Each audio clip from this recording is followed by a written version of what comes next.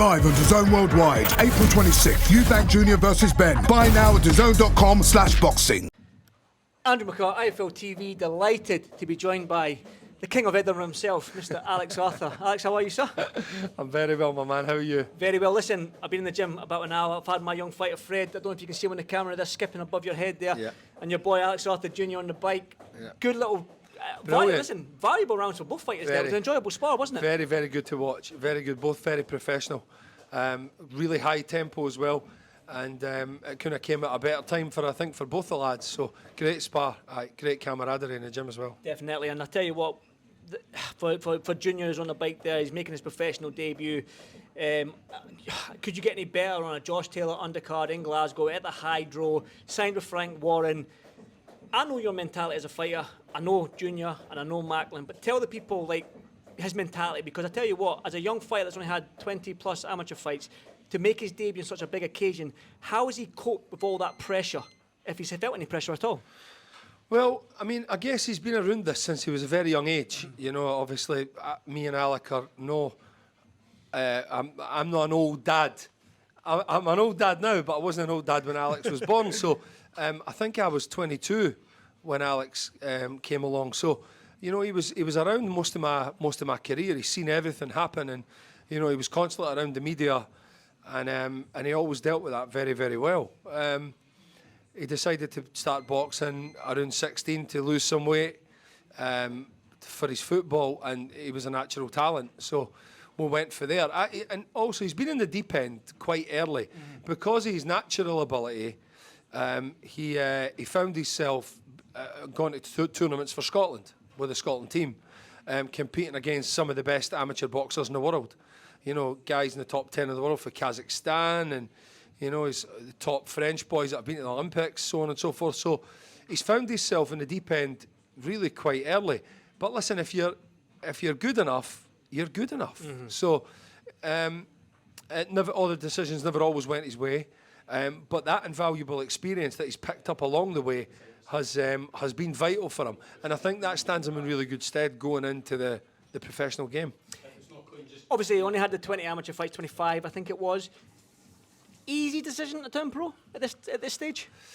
Well, it's been easy for Alec. I've never seen him so happy. He's never been so happy. He's always been a very happy lad, but I've never seen him so happy since he turned professional and he understood that he was going to be on this card. He's had a new lease of life. He was starting to... it looked like to me boxing started to become a bit of a chore to Alex, and he was getting very tired, travelling every day back and forward to Glasgow, holding his weight very low. Although he loved going on the trips with the Scotland team, he absolutely loved it. He loved his teammates, and he's still in touch with them all to this day.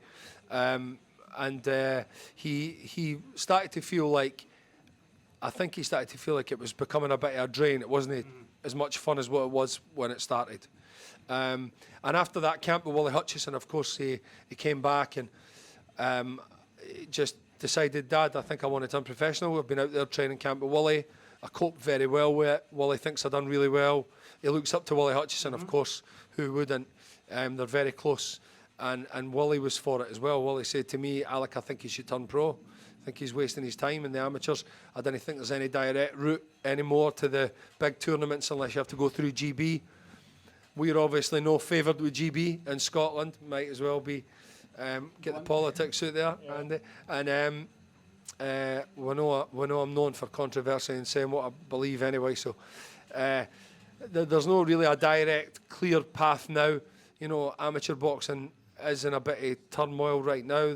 It's just been included back in the Olympics. Who's going to do it for the IOC? I don't know. So, you know, Alec did have Commonwealth Games dreams, Olympic dreams, but right now they're all up in the air. It's the chances of seeing a Scottish boxer in the Olympics are very unlikely in the next few years. So you just done the money sign behind your back there. Yeah, well, of course. Listen, he's a young man as well, and he wants to make his way in the world. And you know, I've raised young men.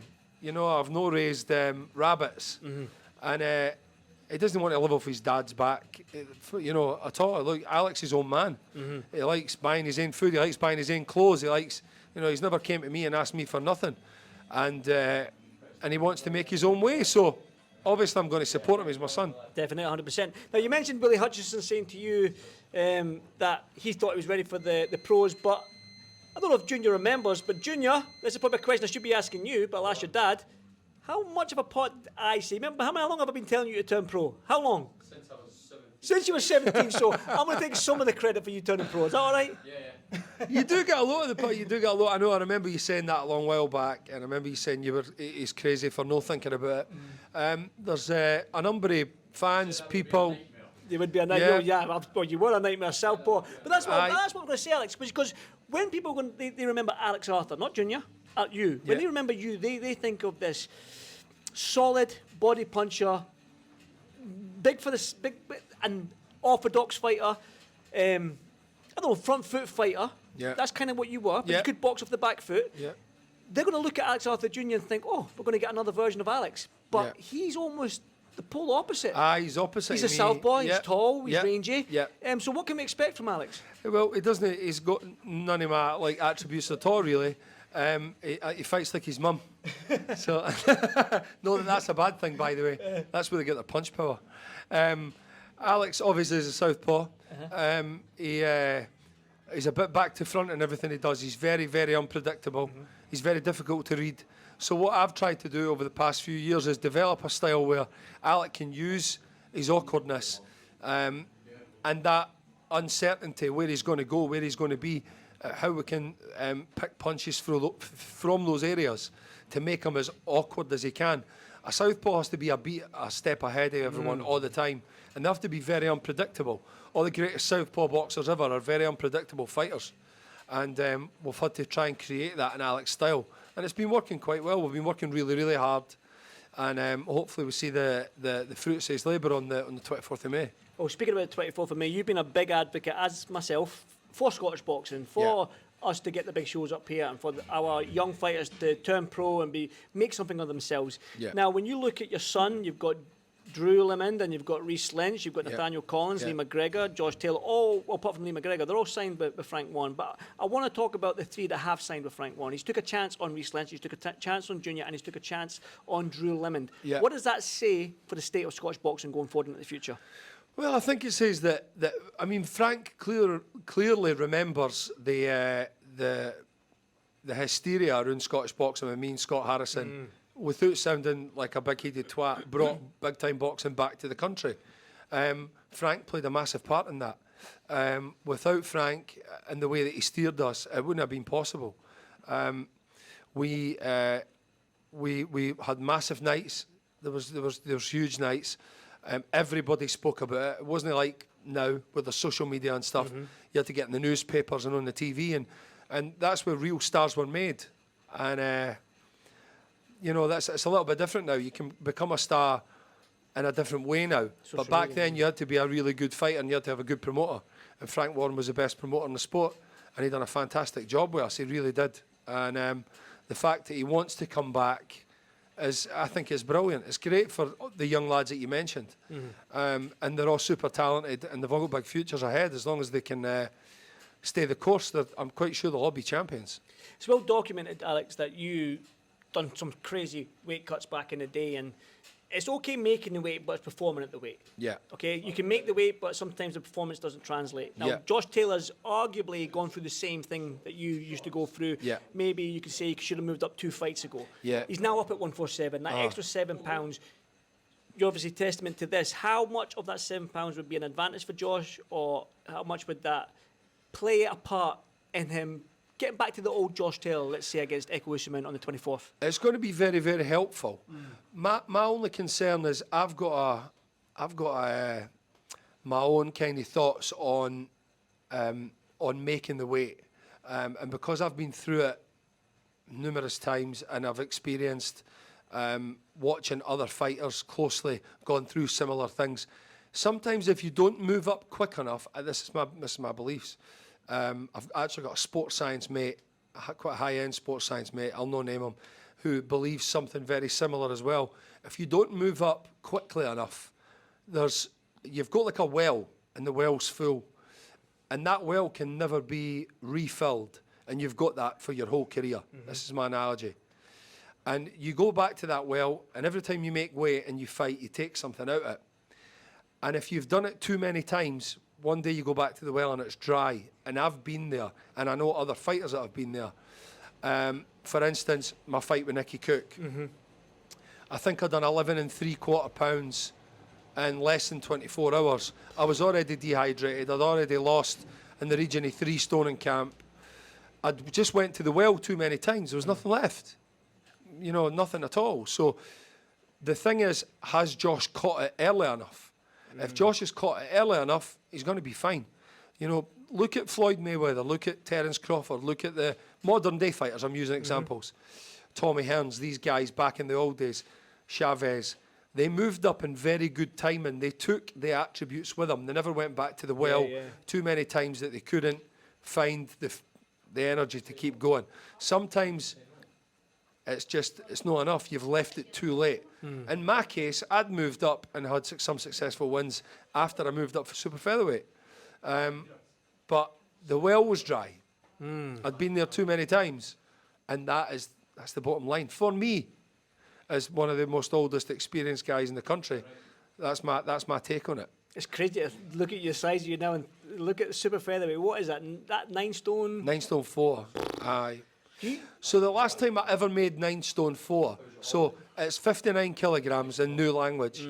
I came down from 83 kilos to 59 to make the weight. That's just ridiculous. That's unhealthy. You know, I remember going for a sports science analytical test, and I think I was about 11 stone 12, which I think is like 166 pounds or something. I had a 6-pack. And I had to get to 130. And I remember the sports scientists saying to me, you're playing with you're risking your life having to make this weight. It's up to you if you think you're going to do it or not. And it was a bad mistake, no moving up earlier. So that kind of brings me on nicely. It's a nice transition to the Eubank Benn fight, because talking about the weight and then talking about a father-son dynamic as a professional, I mean, you're in it now. You can probably talk to this better than anybody. Yeah. But I'll start on the sort of weight sort of thing, and the Chris Eubank Jr. won at 160, and then the rehydration clause. I think the rehydration clause is he can't be over 170, which is only £10. You know yourself, you blow up a stone and a half. Yeah.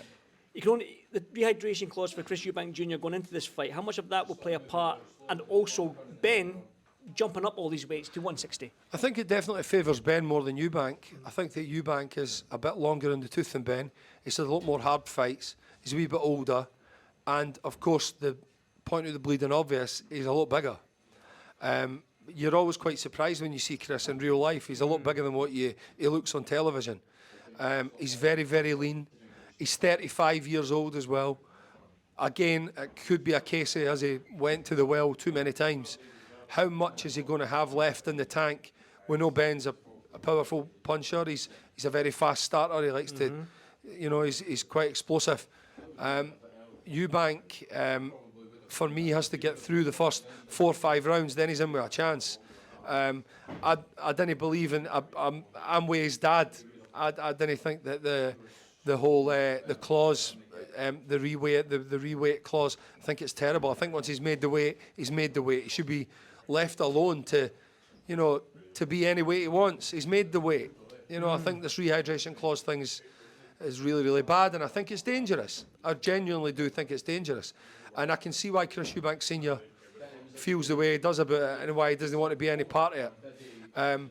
Know that this would ever happen with my sons, I didn't believe, but I wouldn't like to see them in that position, and I certainly, as a father and a coach, wouldn't put them in that position.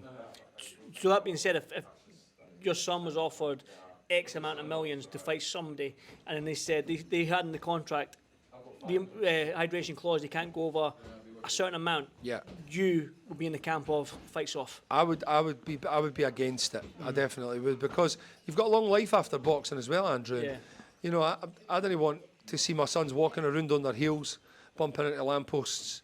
You know, so as much as that you're trying to be funny, there it's actually a true thing, isn't it? It really is. There's no doubt about it. You know, I'm just very lucky. I've got a thick skull, and you know, it's just something that, as a dad that's been through this whole thing, It's not something I would put my sons. I wouldn't put them in that position for any amount of money. You know, they're going to go and have families, and you know, you can become a successful boxing champion and make plenty of money without having to absolutely murder yourself to make a weight. You know, it's just crazy. As a dad, though, when you look at this fight and what the dad's created, me and you are both old enough to remember them. Both of them. Sadly, aye. You're a little bit older than me, mind. I am. But I look old, like I said earlier. Yeah, but we're old enough to remember that Eubank Ben name from the 90s, and now we're seeing their sons fight. But as a dad that now has 1.5 fighters turning pro, I'm sure young Macklin's going to make the transition in due course. But how much are you excited about this fight being involved with that father-son dynamic? And can you understand Nigel and Senior's, both of them, how they're feeling right now? I can totally understand how they feel. I mean, I guess it would. I mean, the one everybody knows and everybody would probably would be, just say for instance, Alex versus Michael Gomez Jr. It's never going to happen, obviously. Alex about 30 kilos heavier than him. But you know, if that was the case and that was happening, as Michael as well, we would both understand the magnitude and what the lads had to live up to. It's a wee bit of a shame. I feel a wee bit sorry. As a dad as well, I feel a wee bit sorry for both lads. They're not as good as their fathers. You know, I'll say that publicly. They're nowhere near as good as what their dads were. They're both very successful already. Their dads were real live or die warriors. You know, I'm not too sure either of them have got that in their makeup. So for me, I must say, I didn't want to be a killjoy. I'm not massively overexcited about the fight. But I will watch. Yep. I've got obviously vested interest in it, being a boxing guy, and being the father of boxers.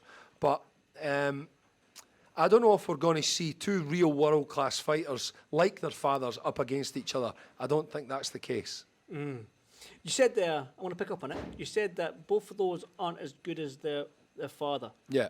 Is Junior and Mac better than you? I don't think anybody's better than me. I think it's a stupid question to ask. You hear that, son? I didn't think anybody's better than me. Yeah. I still think I'm the best fighter in the world now. Right attitude. Honestly, it's just the way I am.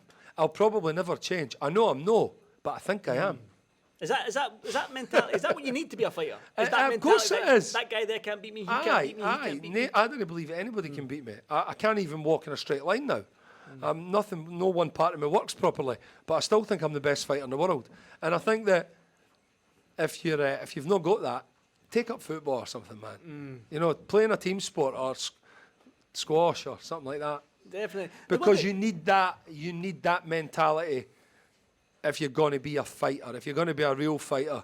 You know, I was willing to die for the cause. And I know that's not a good thing to say either, but and you're not the only one that said that. Rather than shame myself, you know, in a fight, you know, I was brought up kind of in a bit of a rough family, and my dad always used to say to me, if you come home with a sore face and you tried, it's better than coming home with a red face because you never.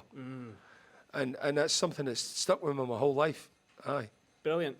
I've got to ask, because I tell you what, I love that spar, the 30-second, everything that was in here, just the dynamics, and I've seen that you say that sort of Triple A 2-3 years forget. We all know that Islam said that, but the feel in this gym when I see the way Junior trains and I see the way Macklin trains, it's intense, and I love it. I absolutely love it, and I'm sure my fighter, young Fred over there, who's probably on TikTok right now, no doubt. I think he loves it as well. When he is, I knew it. He is on TikTok. Like, I love that mentality, and I think that's going to stand everywhere that comes to this gym. Yeah. In good stead. Well, and firstly, shout out to Fred. I think he's a fantastic talent. I've always thought that. He's a lovely, lovely young man.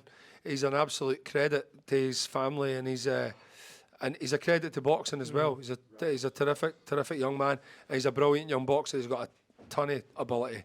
I'm quite sure he'll be a champion as well. Just thought I'd get that in there. Thanks very much. Hope I didn't get a red face, Fred. That's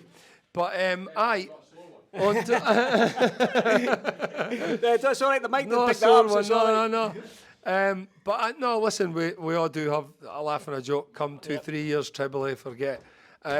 It is a tough school up here. Everybody that comes up here, you know, the sparring's always hard.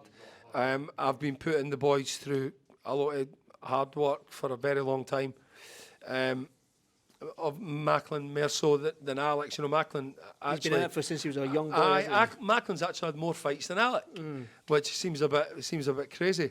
But I've been putting them through it because they want to be... If you want to be in this sport, you really need to understand what it takes to be... You cannot play boxing. I know it's an age-old adage. It's been used a million times, but it really is true. And if you do try and play boxing, you will get hurt. Eventually, you'll get hurt. And that's the whole thing as well. Like I say to young Fred and Lewis Connolly, I say to them, like, it's only a 15-year career. Aye. You don't do this till you're 63, retire and get your pension. You've got 15 years to do what you want from the sport, get what you want from the sport, get out and try and live the happiest life at 35 if you're lucky. Yeah. So you do really need to be selfish to a degree. To be a successful boxing champion, you need to be selfish. You need to be selfish towards your friends. You need to be selfish towards your family. You can't take part in certain, you know, things. You can't go out with your friends for a beer. You can't go to nightclubs. You listening, Fred? You know, you can't. I've missed weddings and funerals, and you know, I've missed birthdays, no doubt. I've missed so many things, man. You know, the Scottish Championships come round every year. I missed a birth. I missed a birth. Which one was it? Which one? Liston. Yeah. You know, I've missed a birth. It's you've got to sacrifice so much, and you've got to give up so many things if you want to be the best. Definitely. And it's a harsh reality, but it's the facts of the pays boxing. off, right? It does pay. Of course, it pays off. Of course, it pays off. You've got to stay dead disciplined, really dedicated, and you've got to give your whole life to it, and you will get the results if you do that. If you don't, you'll probably get hurt and you'll come up short. Alex, that's probably a brilliant maker. I see two young men itching to get going here. I don't know what their names are, but they're wrapped up, ready to rock. They've got their boots on. He's probably on TikTok as well, no doubt. So, Alex, as always... What is this TikTok, brother? What is this TikTok, brother? Yeah, exactly, yeah. Come 2-3 years, treble A, forget. Yes. You heard it here first. Listen, Alex, if we're welcome, me and Fred will be back 100%. You're welcome here any time, man. Yeah, thank you so much for inviting us. Thank you for the interview. Pleasure, and my as man. Always a pleasure to see you, Put my me friend. on the spot as always. Alex, I appreciate you, mate. Thank you.